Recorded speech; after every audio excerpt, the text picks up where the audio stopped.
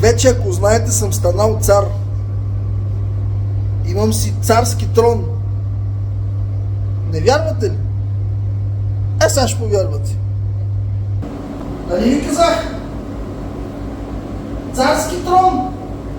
Чувствам се като крал. Цар, крал, няма значение, то за мен е едно и също. Най-готиното студио. Били Ив.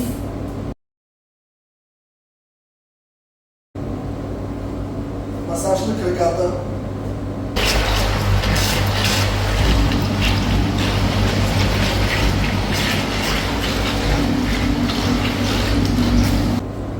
Релакс.